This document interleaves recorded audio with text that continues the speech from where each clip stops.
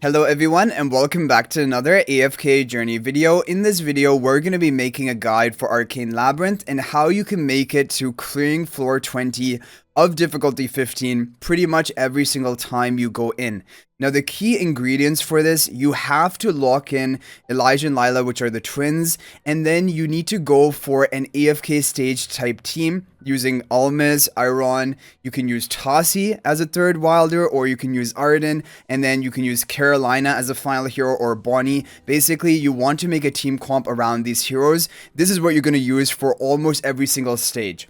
When you get to the boss stage on floor 15, then you will mix it up and you will have to run good single target damage dealers like Odie, Lily May. I even have Thorin here, but you can use Rainier if you have him at Mythic Plus. But otherwise Thorin for Soul Plunder debuff. And then just some more damage, because the boss can sometimes make you stuck, like especially when you face the Chariot King boss. He's really tanky and you need to have good single target damage or you are not actually going to be able to clear him. So that is important as well to get past floor 15, and then you go back to your regular team. Okay, so as for the team formation, what I do is I run the Harmonic spell because I think it gives the most stats, because you're going to be basically always at full health. And you're going to run Iron and your wilder hero, either Tassi or Arden, onto the Stellar Bond, whichever one you have. Almas up front for more crowd control, and then Caroline in the back or Bonnie. All of them will work. Carolina has more crowd control, whereas Bonnie has more damage. So it just kind of depends on which one you need for that specific stage. And if you need like debuffs, then Bonnie of course would be better. But basically the idea is with this comp, and okay, we're going to be picking up relics. Pick up as many relics as possible and try to max out a specific relic branch. So for example, we have the True Potential. I think we got the True Potential relic. Now what we want to do is we just want to get as many True Potential relics as possible. When you get to 6 relics or 8 relics, you have a really high chance of getting an Epic Crest, which is the golden crest, and those will give you more bonuses to help you. Here we'll go for Vanquish. I just like going for offensive relics basically, but they will help you clear the stage, but more importantly, it will also give you lucky keys. Lucky keys for you and your guild members. Whenever you pick up 1 epic crest, you get 9 keys. And so that is really a reason a lot of people do labyrinth runs, is to get keys for their guild. And so this is helpful for that. Okay, Fit Store. I usually don't go to the Fit Store early on because we don't have enough pure crystals, but you can if you want to, but I just went for the relic and we can keep saving up our pure crystals and cash them in later on. But as you can see, these early stages, even all the way up to floor 15, they're not going to be challenging at all. Even these elite stages, there's no issue. It's just the floor 15 boss that can be sometimes tricky, and you have to switch it up. And like I would recommend run like Twins, Odie, Lily May. If you have Rainier Mythic Plus, run Rainier Mythic Plus to just maximize your single target damage. Because that is basically the only way you can clear certain bosses. Okay, we have our first selection of a crest, Division of Labor. When the deployed allied heroes are all of different classes, that's too niche. You're not going to be able to do that. We'll go for Critical Advancement, yeah, because we're not using library heroes either. And I would not recommend... Okay, great. We have already 3 out of 4 of the Swift Relic. Now we're going to go for the 4 out of 4. You can even get lucky and get an Epic Crest at 4 out of 4. But definitely 6 out of 6, you're definitely going to have a good chance of getting it. And then maybe you can even refresh then. But that's like what I say. When you're at the lower like levels of the relics, I usually don't go for the refresh with the 25 crystals. I save them for later. I think we'll just pick up the Elite Annihilation Mark 5 seconds into battle marks 2 enemies. Heroes who currently have the lowest HP ratio, when then you increase your attack speed, whatever. I don't think the effect really matters that much, but we're just picking the highest rarity for right now. Out of these two, I like to go for Potential. That is going to increase our energy generation. That synergizes with our crowd control comp. Always try to get the participation rewards. Deploy at least 1 wilder hero, and then we get set prices. That is a pretty useful buff. It means that Fit Store, every single thing in the Fit Store that is being offered will be priced at 50 pure crystals, and previously some things could be 75. So you can get some good value now off of this. And so next time Fit Store comes around, we've saved up a lot of pure crystals, we can go for that. Okay, we're only 2 out of 4, probably not going to hit an epic even if we refresh. We'll pick up the elite right now. Double the energy restoration bonus granted by potential, that is good. especially in our crowd control comp. Always go for the powerful enemies to double your rewards. Look at this. Now we're getting 6. So we've already gotten 6 of a specific relic type. This is what you want to do. Try to get to 6 or even 8 of a specific relic type. And then we're going to probably refresh here if we're not offered an epic crest. But we might even just be offered an epic crest right off the bat. There's a pretty good chance of that happening. Let's see what we get offered. Great, okay, Fiery Hammer. Now, this is not a great effect, honestly, and this is not a great relic set, personally. However, it is going to help get your guild keys, so I would just not even refresh it, just pick it up. Increase critical damage by 5% for allied heroes when a critical strike occurs. And, like, we can go for a critical-oriented strategy. Wow, we can even pick up another Swiftblade, or we can go to the store. Now, because we have the set prices, we have saved up a good amount of pure crystals. I think going for the store is a pretty good idea right now. I'm not going to pick up the Swiftblade. Although that would not be terrible either. Okay, relic rewards, amazing. Obtain an additional relic ×1 upon of the same type when clearing a floor. This can only trigger 2 times. Like, it isn't for the whole run, but still, it is 2 free relics. And of the same type that you're already landing on. Now here, I'm just going to go for a random relic, and you get to choose. And I would like to get... I don't know, I kind of don't want to go for Swiftblade, because we only need 2 more Swiftblades. I mean, if we go for the Swiftblade, the thing is, we could just, like, trigger and get double bonuses, which is kind of a waste then. Like, I'm trying to naturally hit the Swiftblade, but, you know, we're not guaranteed of getting that either. I don't know, I'm going to go for the Vanquish right now. We get an upgrade. We're going to get at least 1 crest and see what we get later on. Okay, I mean, this is the highest rarity. The highest rarity one isn't necessarily always the best option, but... generally it would be, but you should read all of them. Yeah, but basically look at the comp. You have so much crowd control. The twins make Labyrinth so much easier. Before the twins existed and you had to go for the Iron like crowd control comps, it was kind of difficult to make it to floor 20. You needed luck. But now with the twins, basically pretty much no matter what you get offered, you're almost always able to make it up to floor 20. And that is really, you're probably going to be in the top of the leaderboard with that. Okay, restore 100 energy for allied heroes when dealing a critical strike. We have a lot of critical-based crests on our team. And I think I'll go for it. Like, energy shield is good, but the problem is we don't have any shielding-related artifact right now. Okay, this is a difficult, very difficult decision. Like, I definitely want to get... Oh, wait a second. We're going to get 2 of the same kind. I think I'm going to go for the true potential.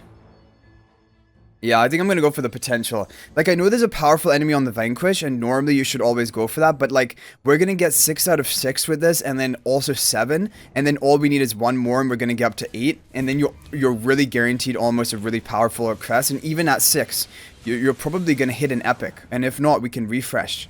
We can refresh one time looking for an epic. Let's see, do we get an epic offered to us right off the bat?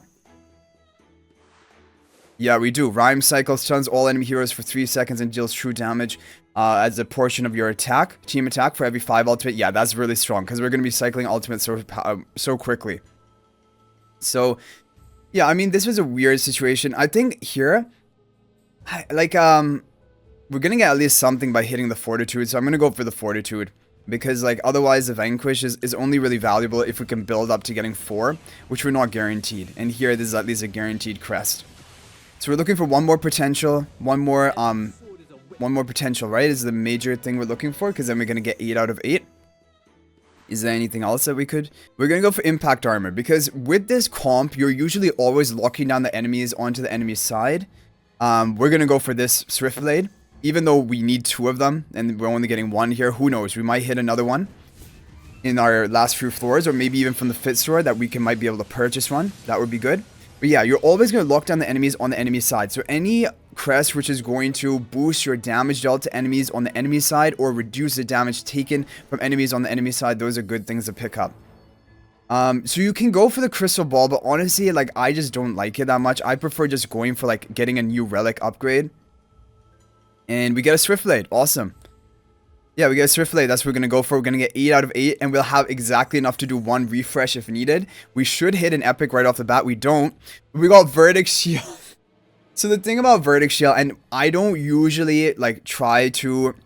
And I actually don't think we can use this, because as of right now, we don't have any shielding related...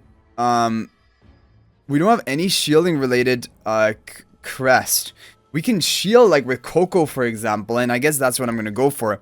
Because whenever you are offered Verdict Shield, you basically almost always want to pick it up.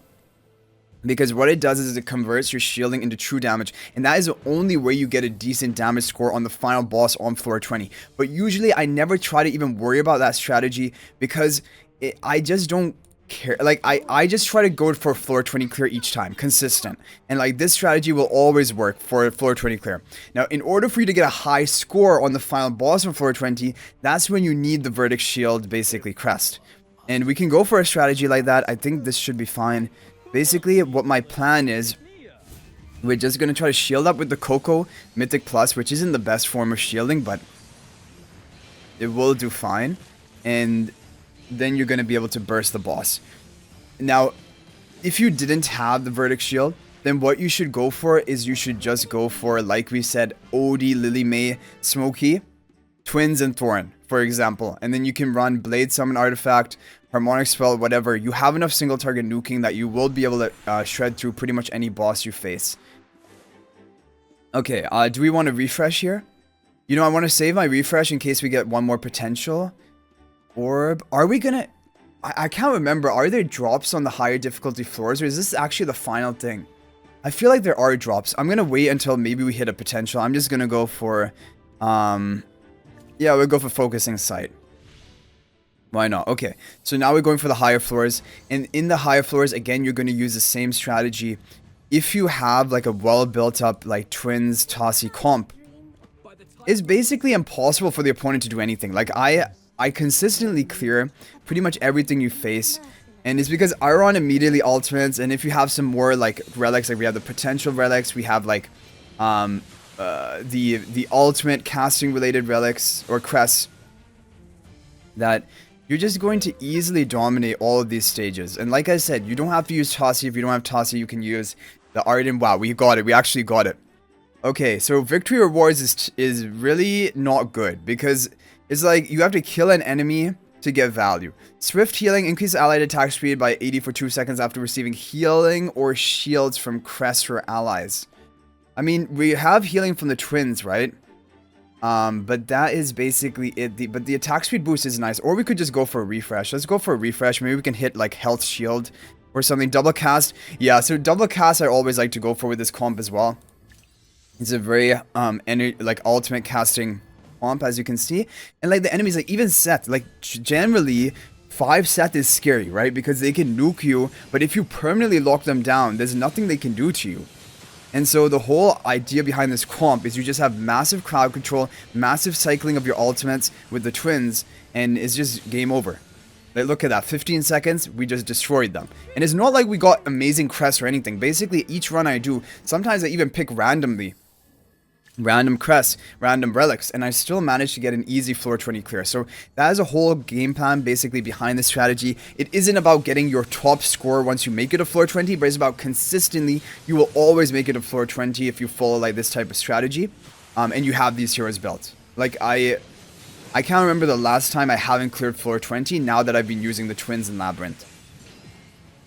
There could be some stages which are a bit challenging. There definitely are some. But then, like, Brutus stages, you might be thinking, how do you deal with Brutus? So the way I deal with Brutus is I just put an Odie in there. So rather than Carolina as the final hero here, I would have a Brutus, an Odie in there. And that will mark the Brutuses so that when they get low enough, they're actually going to be executed. And then they're not going to be able to get their invulnerability and just immune to your crowd control and deal their damage to you. Because basically the only thing you're worried about is enemies who can become immune to your crowd control. If they are not immune to your crowd control, you're going to perma-lock them down. Like, look at this. They just can't even take a single turn. And even, like, we're bursting within just 20 seconds.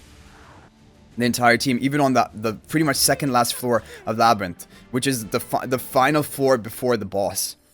Okay, now we have the boss. So because we have Verdict Shield, the strategy changes. But basically, usually I never can even get one kill off onto the boss because the final floor 20 boss is very, very challenging. They deal a lot of damage. But what I'm going to go for here, I think I'm going to go for Surging Spell because we have Verdict Shield. I'm going to go for a shielding type strategy. Let's see whether it can work. I don't know if it's going to work, but let's see. I think the boss might just nuke me because like we might not be able to stabilize with any shields before he just starts bursting me. But we have Verdict shield. Okay, so our shields are going to be converted into true damage. So we're going to get a decent score on this boss here just because we have the verdict shield crest. But if you do not get verdict shield, you're probably not even going to take 1 life for the boss, and it's fine. It doesn't really matter. Don't worry about it. But if you somehow get lucky and pick up the verdict shield, then that's why we have Coco in here. She has shielding. Apart from Coco, there, Surging Spell is a good option, like you can see here. Twins, just to cycle your ultimates, is good.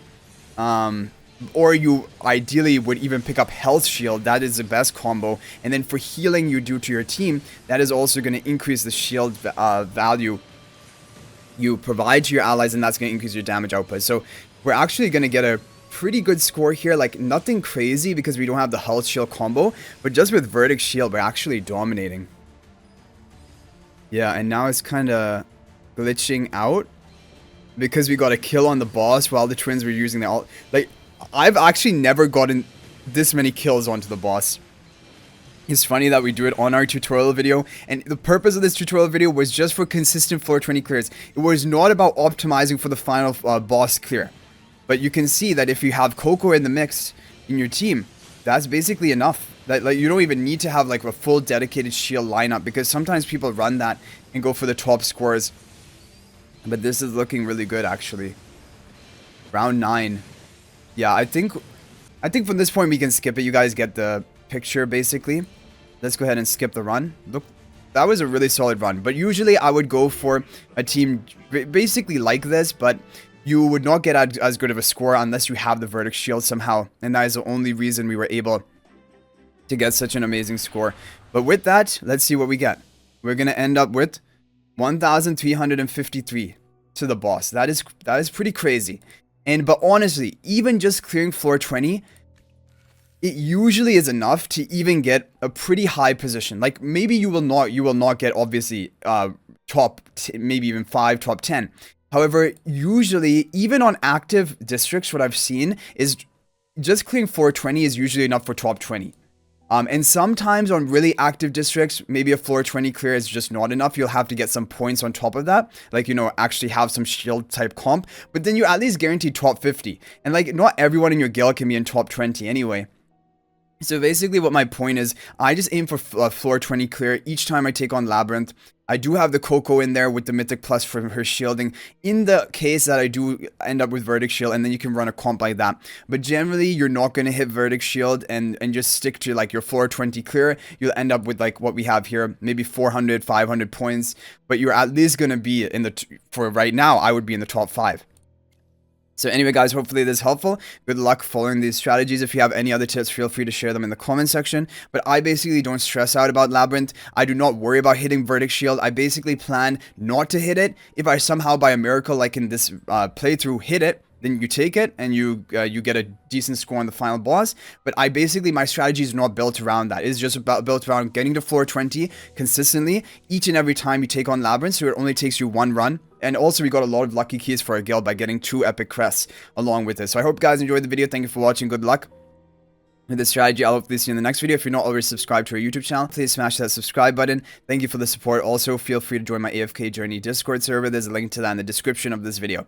But thank you for watching. I'll hopefully see you in the next video. And until then, everyone, peace out for now.